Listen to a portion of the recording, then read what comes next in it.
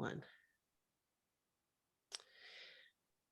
Hi, everybody. My name is Annette Whitberger. I am with the Veterans Chamber of Commerce, and we are recording our survivor story.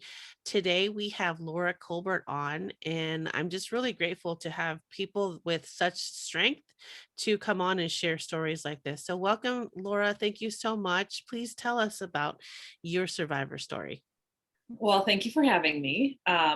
My story, I'll say, started in very central Wisconsin, where I grew up. I started in northern Wisconsin, but when I was 8, moved to central Wisconsin and grew up in a great, awesome family. Lots of nature around, a mile away from a state park. Lived on a number of acres. So I grew up with a strong family, so I had a good, strong background. And when I got to college, I went to UW-Madison. I really wanted to do something that would be impactful and make a difference. And so because my college, I had to pay for college myself, I thought that joining the National Guard would be a really great thing to do.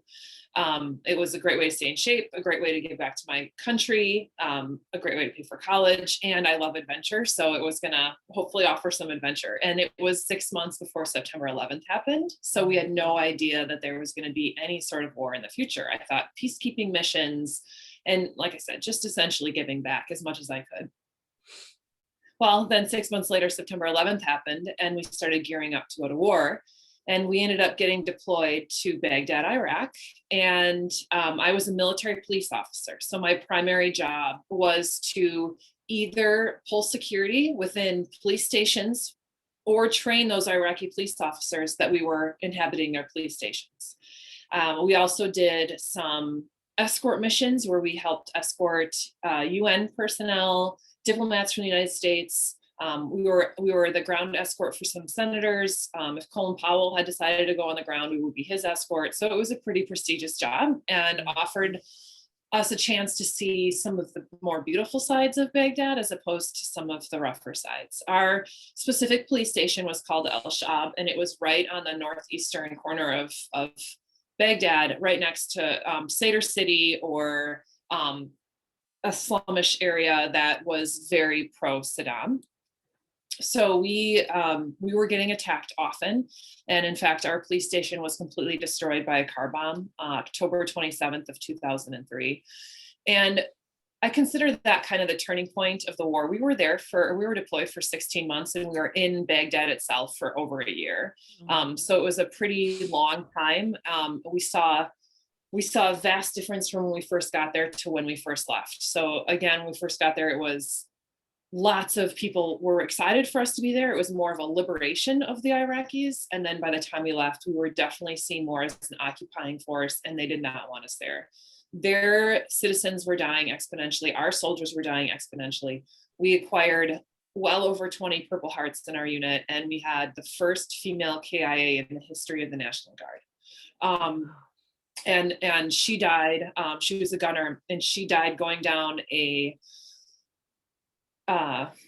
she was heading into the green zone, so heading into our safe zone, and she got shot while the convoy was coming in. And the night before, we had received that exact same attack at the exact same time, coming in. So we're just very fortunate that didn't happen to us. But her name was Michelle Whitmer, and she was an amazing person, and we're definitely lesser for not having her on this earth anymore.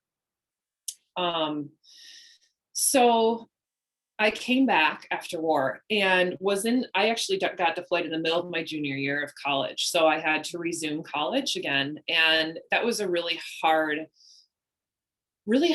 part of returning for me, because here I was just getting shot at and blown up and attacked on a regular basis. I mean, we lived in tents for the last 4 months of our deployment, and we're getting hit hard with mortars every night, and didn't know if we were going to survive till the next morning.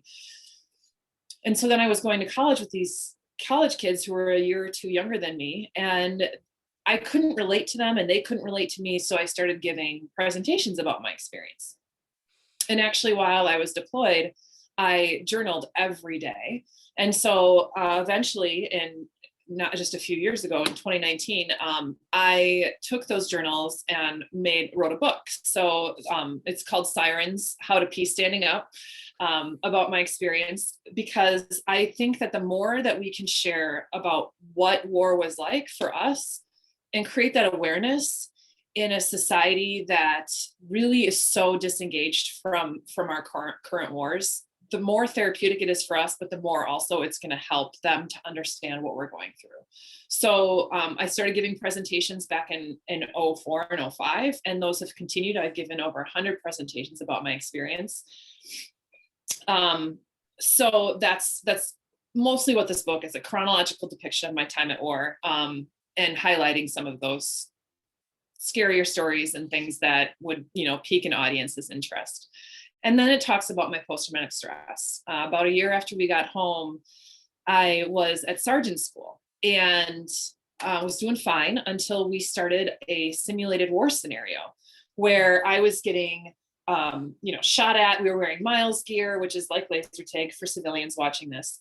And then simulated grenades started going off along the side of our ruck march. And I was having flashbacks and intrusive thoughts, and I kept trying to tell myself, you're safe, you're okay, you're at home. And I couldn't stop the thoughts. And I started hyperventilating, and they pulled me off on the side, and they thought I was having a heat stroke. So they tried to take my clothes off. I'm like, whoa, whoa, whoa. First of all, I just got back from Iraq where it's like 100-degree warmer than here.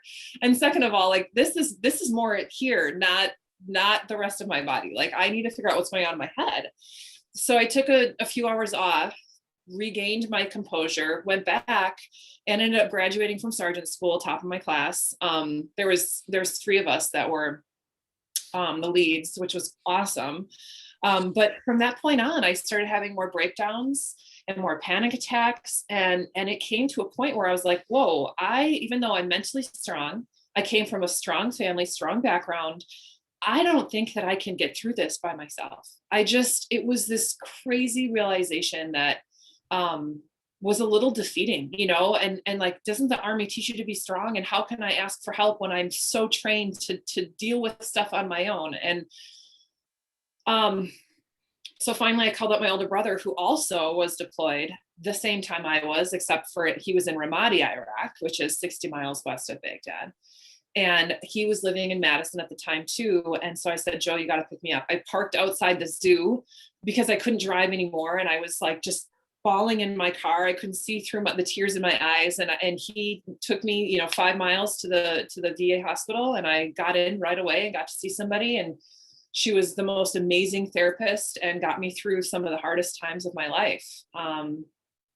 And I saw her for a number of months and got on some anti-anxiety medication. And after about a year, I got off of it again, and I didn't have to see her as much. And I processed by writing my book and by giving my presentations. And so every time I'm able to talk about it like I am right now, I'm very thankful, because I feel like this is my therapy session. So thank you.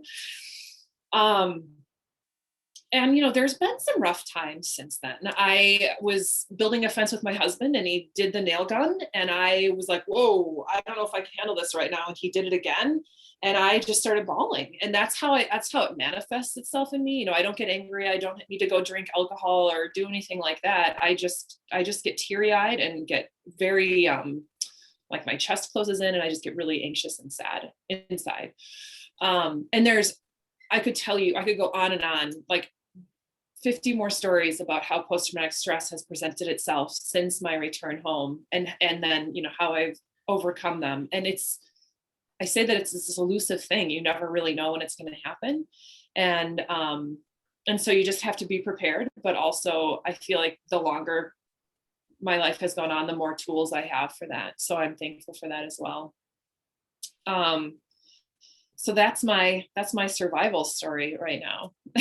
No, I think it's very courageous for you to talk about it, to put it into a book, and to even say that you knew you couldn't do this by yourself. It's very Mhm. hard for us to say that, right? Because we're taught to be strong and tough and all these things when we're in, as a soldier, and to be able to say, I can't do this, Mhm. that's huge. So I really appreciate how you shared your story, how you even put it into a book to help others, and just giving presentations. That takes a lot of courage to do that because you're helping so many people out there.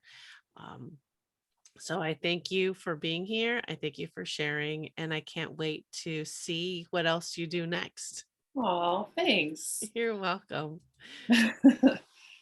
So yeah, I'm speaking of next, I'm currently a middle school principal in central Wisconsin. So That's awesome. I love yeah. that. Back to the roots. Thank you so much, Laura, for being on here. You're welcome. Thank you so much for having me. Of course.